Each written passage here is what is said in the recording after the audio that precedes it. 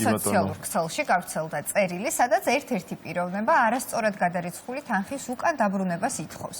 ჩვენ გადავწყვეტეთ დავეხმაროთ ამ წერილის ავტორს და ყველა იმ ადამიანს, ვისაც ამგვარი პრობლემა აწუხებს. დღეს ჩვენი თანაწამყვანი სამართლის ასოცირებული პროფესორი თამარ კერძაია გაგვარკვევს ჩვენს უფლებებში.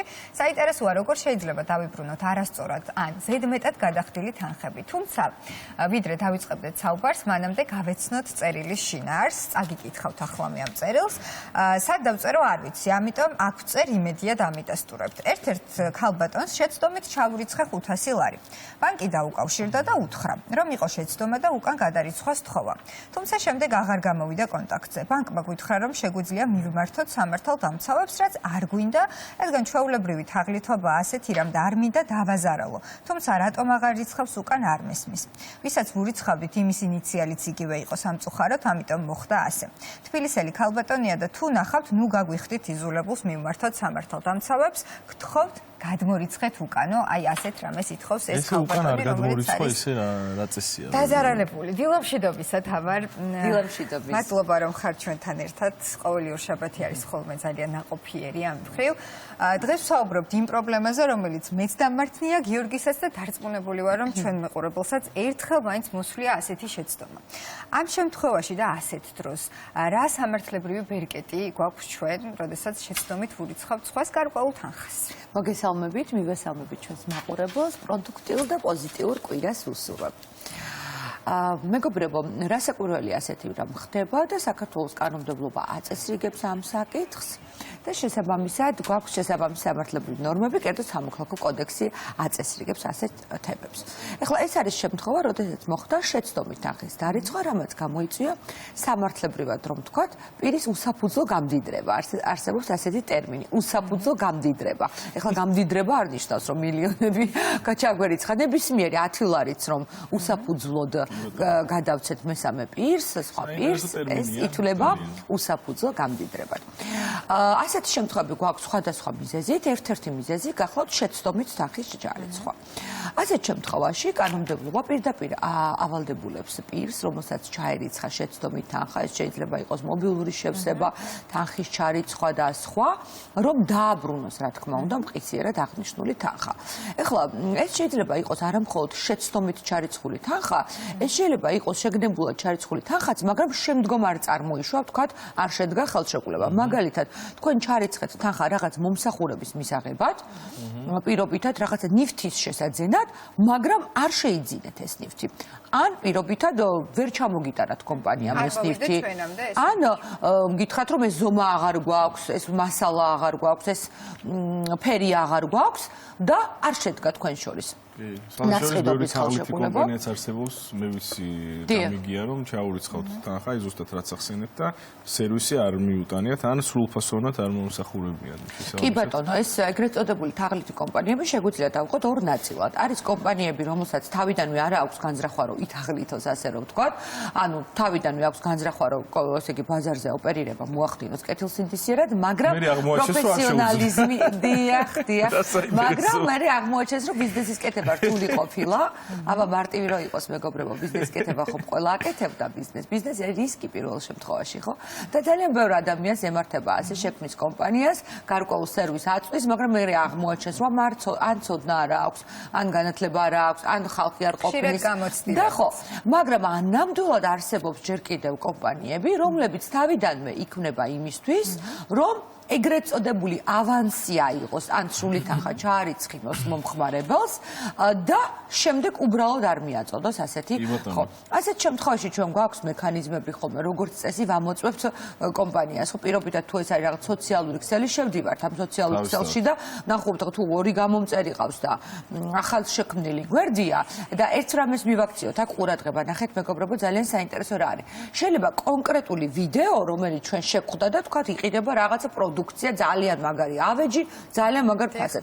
შეიძლება ამ ვიდეოს ძალიან ბევრი ნახვა და ეს კონდეს კომენტარი, იმიტომ რომ დარეკლამებულია, მაგრამ ჩვენ რომ გადავალთ მის სოციალურ გვერდზე, იქ უკვე დავინახავთ რეალურ სურათს, რომ ყავს თუ არა კმაყოფილი მომხმარებელი, ვინმეს მიუვიდა თუ არა და ასე შემდეგ. ამიტომ აი ამ თვალსაზრისით რა თქმა უნდა, მაგრამ ნებისმიერ შემთხვევაში თუ კი ჩვენ გადავრიცხეთ თანხა მომსახურებისთვის, ნივთის შესაძენად ან შეცდომით გადავრიცხეთ თანხა, რასაკვირველია ეს თანხა აუცილებლად უნდა დაბრუნდეს. კი ბატონო, თუმცა იმ შემთხვევაში თუ ადამიანი, ვისაც შეცდომით ჩავურიცხეთ თანხას, უარს აცხადებს თანხის უკან გადმორიცხვაზე და ამბობს, რომ მე არ მithოვია თქვენთვის თანხის გადმორიცხვა, მე არაფერ შუაში ვარ, უბრალოდ ჩემს ანგარიშზე აისახა ეს. საერთოდ არ გამოდის კავშირზე. საერთოდ არ გამოდის კავშირზე. ამ შემთხვევაში რა უნდა გავაკეთოთ? მეგობრებო, ის რომ არ უთხოვია და ჩაერიცხა არ ნიშნავს იმას, რომ მას ათავისუფლებს ვალდებულებისგან თანხა უკან დააბრუნოს. ის ვალდებული ხდება, რომ თანხა უკან დააბრუნოს. ეხლა იმ შემთხვევაში თუ კი ვთქვათ, ვერ ხდება დაკონტაქტება, ხო? არსებობს, რა თქმა უნდა, აქ ახლა ცოტა ესე ჟღერს რთული პროცესია, რა თქმა უნდა, მაგრამ საბოლოო ჯამში გვხვდება სასამართლო, ხო?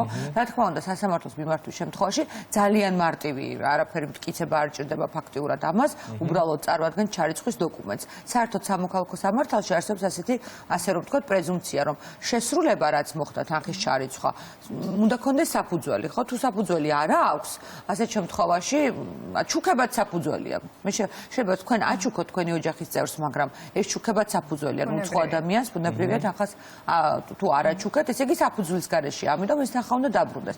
თუ კი ვერ ხდება, თქვათ, პირის იდენტიფიკაცია, იდენტიფიკაცია რა კონტაქტზე გასვლა არ პასუხობს, ჩვენ გვაქვს დაუსწრებელი გადაწყვეტილების მექანიზმი სასამართლოში, ანუ მოხდება ჯერ გაგზავნა მის მისამართზე, რომელიც არის რეგისტრირებული, მეორეჯერაც მოხდება საბოლოო ჯამში თუ პირი არ პასუხობს, ასე რომ ვთქვათ, გამოცხადდება საჯაროდ და გარკვეული ვადის შემდეგ უკვე შევა გადაწყვეტილება ძალაში და დავებრუნებთ ჩვენ თანხას. სასამართლოს რომ მიმართო, რაღაც თანხა არის, მე როგორც ვიცი, ამაში გადასახდელი თუ ბაჟი არის გადასახდელი, 3% არის, ესე რომ ვთქვათ, დავის საგნის 3%, მაგრამ მე ამას აკისრებ შემდეგ იმ მხარეს, რომლის წინააღმდეგაც მიმართე. ანუ ის ბაჟი, რასაც იხდი ამ 3%-ს, საბოლოო ჯამში აი ამ ძირთახასთან დაგინაზღაურდება. კონკრეტულ შემთხვევაში, რითიც დავიწყეთ ახლა ეს ბლოკი 500 ლარი ქონდა ჩარიცხული. ანუ ამ 500 ლარის 3% არის გადასახდელი სასამართლოს. და მაგრამ საბოლოო ჯამში 500 ლართან ერთად უკან დაბრუნდება. გასაგებია. ანუ არც თუ ისე რთულია, რომ ბოლოს სასამართლოს მიმართოს. ხო, ნუ ახლა არ უნდა დაგჭირდეს, მაგრამ პირველ რიგში ალბათ უნდა აუხსნათ ადამიანს, უნდა ვიცოდეთ კანონი და აუხსნათ, რომ ანუ ის პასუხი, რომ მე შენთვის არ მithოვია და რატო ჩამირიცხე, ეს არ არის პასუხი. კანონი პირდაპირ გვეუბნება, რომ პირი ვალდებულია დააბრუნოს აღნიშნული თანხა. ჯერ ეს უნდა აუხსნათ ალბათ, რომ ის ვალდებულია დააბრუნოს. თუმცა იმ შემთხვევაში თუ ეს პირი, ვისაც შემთხვევით ჩავურიცხავ თანხას ამბობს, რომ ამ ანგარიშის ნომერს არ იყენებს, ან იმ ტელეფონის ნომერს არ იყენებს. შეიძლება იყოს მასზე რეგისტრირებული ტელეფონის ნომერი, თუმცა თავად არ იყენებს და არც იცის ვინ იყენებს აი ამ ნომერს. ასეთ შემთხვევაში რა ხდება? ანგარიშის ნომერის არ გამოყენებას არ აქვს მნიშვნელობა. ანგარიშის ნომერი თუ არის მის სახელზე, ნიშნავს იმას, რომ ის უფლებამოსილია ბანკში მივიდეს და თავისი ანგარიშის ნომერზე არსებული თანხა განკარგოს. ანუ გადაურიცხოს უკან მას, ვინც გადმოურიცხა. შესაბამისად, თუ ანგარიში აქვს, ესე იგი ანგარიში არის მოქმედი. თუ ანგარიში არ აქვს, შესაბამისად თანხა არ ჩაირიცხებოდა ანგარიშზე. ანუ ეს ტექნიკურად არანაირ პრობლემას არ წარმოადგენს. ახლა მეორე საკითხი, რაც შეეხება მობილური ტელეფონის ნომერს, თუ მობილური ტელეფონის ნომერი, ანუ მან არის ესე იგი სანამ არის პირის საკუთრებაში, მას შეუძლია რომ განკარგოს. შეიძლება არ იყენებს, მაგრამ მივა ოფისში და თუ მის სახელზე არის, იქ არსებულ თანხას შესაბამისად განკარგავს. ანუ პრობლემა საერთოდ არ წარმოადგენს ეს, იმიტომ რომ თუ კი პირის სახელზე, ანუ თუ უკვე არ იყენებდა და კომპანიამ დაიბრუნა ეს ნომერი, მაშინ ეს კი ამ პირის სახელზე არ არის და თქვა თვითონ კომუნიკაციის მომწოდებელი კომპანიის საკუთრებაშია, ან სხვა პირს გადაეცა. ხო, ამიტომ ეს არგუმენტი სამწუხაროდ არ გამოგვადგება ამ შემთხვევაში. ერთი რთული კითხვა უნდა დაგისვათ. კი ბატონო. ჩაურიცხე ადამიანს თანხას შემთხვევით. დავალიანება ქონდა. და თლიანად წაიღო დავალიანება ეს თანხა. რა ხდება ამ შემთხვევაში? კი, სამწუხარო შემთხვევაა, სხვათა შორის მეგობრებო, არა მხოლოდ დავალიანება, ეგრეთ წოდებულ შავ სიას რომ ვეძახით, ბევრი ადამიანი ანუ ხდება ისე, რომ самწუხაროდ მოკეთ მოვალეთა რეესტრშია და რაც არ უნდა დაურიცხოთ ბანკის ანგარიშზე, მოკეთ სანამ ხო ეს სამწუხარო შემთხვევაა, რა თქმა უნდა და ინდივიდუალურ მიდგომას საჭიროებს, მაგრამ საბოლოო ჯამში ეს არ ათავისუფლებს პირს იმისგან, რომ უსაფუძვლო გამდიდრებით მიღებული თანხა უკან მაინც მისი პასუხისმგებლობა და არა სიტყვაზე იმ კომპანიის ან იმ ბანკის, რომელმაც ჩამოაჭრა ის თანხა, რომელიც იცით რა არის, ანუ საბოლოო ჯამში შეიძლება ბანკთანაც მიმართვა იმ თვალსაზრისით, რომ ეს თანხა არ იყო ამ პირის, ესე რომ ვთქვათ, საკუთრება, მოხდა შეცდომით დარიცხვა და თქვათ ბანკმა უკან დააბრუნოს, იმიტომ რომ ბანკი რეალურად აქ მხარე კი არ არის, ბანკი არის გამტარებელი, შემსრულებელი და ბანკისთვის, ანუ თუ კი ირიცხება კონკრეტული პირის სახელზე, ნიშნავს, რომ ამ პირის საკუთრებაა, მაგრამ თუ კი თქვათ მიმართავს ორივე პირი ბანკს და აუხსნის, რომ ეს იყო შეცდომით და დარიცხული თანხა, შესაბამისად შესაძლებელია თავისუფლად ამ თანხას დაბრუნება. ანუ ბანკს უჩნდება ვალდებულება, რომ დააბრუნოს. მეგობრებო, ზოგადად ჩვენ როდესაც ცხოვრობთ სოციუმში ადამიანები, ხო, უყვართ ხოლმე ადამიანებს, ხო, მე ვალდებულებები არ მიყვარს, პასუხისმგებლობები არ მიყვარს. მეგობრებო, იმ წამიდან, რა წამიდანაც შედებით დედამიწაზე, გვიჩნდება ვალდებულებები, ხო, ანუ და გვიჩნდება პასუხისმგებლობები. შესაბამისად, ის რომ თქვათ მე რატომ აწუხებთ კაცო, სულ არ მithოვია თანხის ჩარიცხვა და ეხლა რაც გინდათ ის გენით, ასე არ არის. სანამ ცხოვრობ სოციუმში და სანამ იმ სამყაროს ნაწილი ვართ, სადაც უფლებები და მოვალეობები წარმოგვეშება, ეს შეიძლება ასე მოხდეს, რა თქმა უნდა, ხო? შეიძლება ჩვენ თვითონ მივდიოდეთ, მართავდეთ საჭეს და სხვა დაგვეჯახოს, ხო? კი, ჩვენი აბრალი არ არის, მაგრამ მოგვიწევს ამ პროცესების თმენა, ხო? სანამ ეს მანქანა გაკეთდება, სანამ ეს ყველაფერი, ანუ ეს არის უნდა კონდეს ეს გაცნობიერებული, ხო, რომ ანუ მოქალაქეს, ქვეყნის მოქალაქეს, იმ სოციუმში, რომ სოციუმში ცხოვრობს, შესაძლებელია წარმოაშვას უფლებები და მოვალეობები და ასევე თმენის ვალდებულებებიც კი. მაგალითად, მეზობელმა ჩამოგვიშვა წყალი, ხო? კი, ჩამოვიდა მეზობელი, გვიკეთებს, მაგრამ ხომ უნდა გაგვიკეთოს რემონტი, ხომ ანუ გვიწევს თმენა ამ ყველაფერს, ხო, იმიტომ რომ არ არის სასიამოვნო ახლა სახლში რემონტი, ხო, მით უმეტეს თუ ამ სახლში ცხოვრობთ, მაგრამ ეს არის სამოქალაქო თანაცხოვრების შემადგენელი ნაწილი და ეს ადამიანებს და კონდეთ გაცნობიერებული. ბატონო, ერთი ასეთი მაგალითიც განვიხილოთ ქალბატონ თამარ, თუ მაგალითად რომელიმე კომპანიას ვუყვეთავთ სარემონტო სამუშაოებს და ბუნებრივია იქ ხდება ხარჯთაღრიცხვა და იქ ამ ხარჯთაღრიცხვაში ხდება გაუთვალისწინებელი ხარჯები. იმ შემთხვევაში თუ ეს გაუთვალისწინებელი ხარჯები არ წარმოაშვა კომპანიას, არ დასჭირდა, აქვს თუ არა მას ვალდებულება, რომ აი ეს თანხა უკან დაგვიბრუნოს და ჩვენ შეგვიძლია თუ არა რომ მოვთხოვოთ ეს თანხა. მარიამ, ძალიან საინტერესო კითხვაა და ძალიან საჭირბოროტო და არ ვიცი ამ შეკითხვაზე თუ ყოფილა აქამდე ესე რომ ვთქვათ მსჯელობა. რა არის გაუთვალისწინებელი ხარჯი? მოდი ავიღოთ ორი შემთხვევა. პირველი, სადაც ფიქსირებულია თანხა, მაგალითად, ვიძენთ ნივთს ან მომსახურებას და ფიქსირებულია თანხა, მაგალითად, ვიცით რომ 1000 ლარი არის ღირებულება რაღაც ავეჯის, ან რაღაც მომსახურებას. ჩვენ არ ვკითხულობთ ამ 1000 ლარში რა შედის, მასალა შედის, მომსახურება შედის, ტრანსპორტირება შედის, გადასახადები შედის, არ ვკითხულობთ, ფიქსირებულია და დამკვეთ, ესე იგი, დამკვეთი იძლევა ესე შეკვეთას და შემსრულებელი ვალდებულია, რომ მოკლედ ამ კონკრეტულ თანხაში მიაწოდოს ნივთი თუ მომსახურება. ეს არის ერთი ისტორია. მეორე ისტორია, როდესაც ასე ფიქსირებული კი არ არის თანხა, არამედ ხარჯთაღრიცვა დგება და ჩვენ უკვე მივყვებით რა მასალა უნდა შეიძინოს ესე იგი შემსრულებელმა, რა მომსახურება გადასახადი დღე რამდენი უნდა გადაიღოს, ასე შემდეგ. და აი აქ სწორად აღნიშნეთ მარიამ, ხდება გაუთვალისწინებელი ხარჯის ესე რომ ვთქვათ განყოფილება.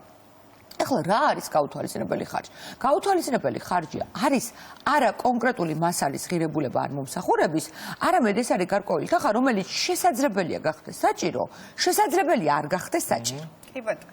შესაბამისად, თუ ხელშეკრულებით სხვარამ არ არის გათვალისწინებული, გაუთვალისწინებელი ხარჯის საფასური, რომელიც არ გახდა საჭირო, არ გაიხარჯა, უკან უნდა დაბრუნდეს. კი ბატონო, ამის მოთხოვნის უფლებაც ბუნებრივია, რომ გვაქვს და ვალდებულება. უფრო კონკრეტულად რომ ვთქვათ, შემსრულებელი წარმოადგენს ხარჯთაღრიცხვას, თუ რაში რა დაიხარჯა და თუ ეს გაუთვალისწინებელი ხარჯია 10% იყო ეს თუ 20% იყო, თუ კი არ გაიხარჯა, შესაბამისად თანხა უნდა დაბრუნდეს უკან, თუ ხელშეკრულებით სხვანაირ არ არის გათვალისწინებული. საინტერესოა, თუ პირიქით მოხდა, თუ იმაზე მეტი გახდა თანხა საჭირო, ვიდრე ხელშეკრულებით არის გაწერილი. ამ შემთხვევაში რა ხდება? კი ბატონო, ესეც საინტერესო შემთხვევა არის, მეგობრებო, თუ კი ხელშეკრულებით სხვანაირ არ არის გათვალისწინებული. არა, თუ არ გაიხარჯება პირიქით. კი, მეგობრებო, ნახეთ რა ხდება. შემკვეთი, როდესაც იღებს შეკვეთას, თუნდაც ეს გაუთვალისწინებელი ხარჯის არსებობა ნიშნავს იმას, რომ ესე იგი დამკვეთი გარკვეულწილად გარანტირებულია, ანუ დაზღვეულია იმაში, რომ ყველაზე მეტი რაც შეიძლება დამატებითი ხარჯი დაჭირდეს, ეს არის გაუთვალისწინებელი ხარჯები. შესაბამისად, შემსრულებელს არა აქვს უფლება, რომ იმაზე მეტი მოითხოვოს, ვიდრე ეს გათვალისწინებულია ხარჯთაღრიცხვით და გაუთვალისწინებელი ხარჯებით. გარდა ისეთი გამონაკლისის შემთხვევისა, როგორიც პირველი არის ფორს მაჟორი მაგალითად, როდესაც ხდება წყალდიდობა, ხანძარი, ასე შემდეგ და საერთოდ ვერ აკონტროლება მხარეები მოვლენებს და მეორე შემთხვევაც არსებობს, როდესაც სამოქალაქო კოდექსში გვაქვს ასეთი შემთხვევა, როდესაც ისეთი რამ ხდება, რომელსაც წინასწარ ვერაფერ ვერ გაითვალისწინებდა, თქვათ, მხარე, მაგრამ ასეთ შემთხვევაში თუ უზრდის შემსრულებელი ხარჯებს, დამკვეთს უფლება აქვს უარი უთხრას. იმიტომ რომ მან თანხმობა განაცხადა კონკრეტული თანხით ამ მომსახურების თუ ნივთის შეძენაზე თუ შეძენაზე. შესაბამისად, მას უფლება აქვს რომ უარი უთხრას თუ კი უზრდიან. წინააღმდეგ შემთხვევაში უფლება არ აქვს შემსრულებელს რომ გაზარდოს ის თანხები, რომელზეც მოხდა შეთანხმება მხარეებს შორის. კი ბატონო, იცით რა არის, როდესაც ჩვენ საუბრობდით აი საუბრის დასაწყისში არასწორად გადარიცხულ თანხაზე, აქ ერთი საინტერესო კითხვა გამიჩნდა. იმ შემთხვევაში თუ რამდენჯერმე მოხდა არასწორად გადარიცხვა, მაგალითად ერთხელ გადაურიცხეთ და დაგვიბრუნა, მეორედ გადაურიცხეთ და დაგვიბრუნა, ინიციალი გავს ძალიან ერთმანეთს და ამიტომ შეგვეშალა ბევრჯერ. ამ შემთხვევაში ეს იქნება ხელშემშელი ფაქტორი იმის, რომ მოვთხოვოთ უკან დაბრუნება, თუ მაინც ავალდებულებს ამ პირს, რომ უკან დაგვიბრუნოს ეს თანხა. იცით რა, ხა ასეთ შემთხვევა რა თქმა უნდა იშვიათად ხდება, თუმცა შეიძლება თეორიულად რომ მოხდეს, კანონმდებლობის მიხედვით ნებისმიერი პირი, რომელიც უსაფუძვლოდ გამდიდრდა, ანუ მიიღო თანხა, რომელიც არ ეკუთვნოდა, ვალდებულია რომ დააბრუნოს. შესაბამისად, რამდენჯერაც მიიღებს, იმდენჯერ ვალდებულია რომ დააბრუნოს. უბრალოდ, თუ კი ამას აქვს ისეთი ფორმა, რომ უკვე შემაწუხებელია პირისთვის, ალბათ უნდა მოხდეს გარკვეული მოლაპარაკება მხარეებს შორის, რომ შეცვალოს ის, თქვათ, დამახსოვრებული აქვს, თქვათ, შეიძლება ანგარიში ან რაღაცა და რაღაცნაირად ხო, მოკლედ არ მოხდეს შეწუხება ამ ადამიანის. გარდა ამისა, ვთქვათ, შეიძლება არ ქონდეს პირს მობილური ბანკი და უწევდეს ბანკში მისვლა ყოველჯერზე და ეს იყოს, რა თქმა უნდა, დისკომფორტი. თუ ვთქვათ, მას უწევს, ვთქვათ, შეიძლება ვთქვათ, სოფლად ცხოვრობს ადამიანი და ამის გამო მოუწია ქალაქში ჩამოსვლა, მაშინ ხარჯები უნდა ანაზღაუროს. ხო, იმიტომ რომ ვთქვათ, მას მოუწია დამატებითი ძალისხმევის გამოჩენა, ვთქვათ, ტრანსპორტირება, დროის დახარჯვა და მაშინ მან ვინც შეცდომით ჩაურიცხა თანხა, აი ეს ხარჯი უნდა ანაზღაუროს, რომელიც პირს წარმოეშვა ამ არასწორი გადარიცხვის გამო. კი ბატონო, ბუნებრივია. საიმედო და სასიკეთო პირადად მე ის გავიგო, რომ თურმე თანხის უკან დაბრუნება შეგვიძლია, მე პირადად მოთხოვნა, მე პირადად. მქონდა ასეთი შემთხვევა, რომ სრულიად შემთხვევით გადავირცხე თანხა და სწორედ იმიტომ, რომ არ მქონდა ეს ინფორმაცია, არც მომითხოვია, თუმცა ამიერიდან ნამდვილად შეგიძლია მოითხოვა. სხვათა შორის ხანდაზმულობის ვადა. 3 წელი არ უნდა იყოს გასული. ხანდაზმულობის ვადა აქაც მოქმედებს. ანუ არასწორად ან შეცდომით დარიცხული თანხა თუ გვაქვს, აქაც რა თქმა უნდა ჩვენ ხო გვაქვს ყველგან ხანდაზმულობის ვადა, აქაც გვაქვს. ანუ თუ გასულია 3 წელი, შემდეგ ვეღარ მოვითხობ. 3 წლის ფარგლებში შეგვიძლია რომ არ აქვს მნიშვნელობა ტელეფონის ნომერზე იქნება ეს დარიცხული პირადი ანგარიში, კომპანიის ანგარიში და სახელმწიფო კომპანიაში, ხაზინაში, ფიზიკურ პირთან შეცდომით ან არაშეცდომით და მე აღარ გახდა საჭირო ეს თანხა. ნებისმიერ შემთხვევაში ეს ხანდაზმულობის ვადა 3 წლიანი ყოველთვის მოქმედებს. ძალიან კარგი. დიდი მადლობა თამარ. საჭირო ბოროტო საკითხზე ვიმსჯელე.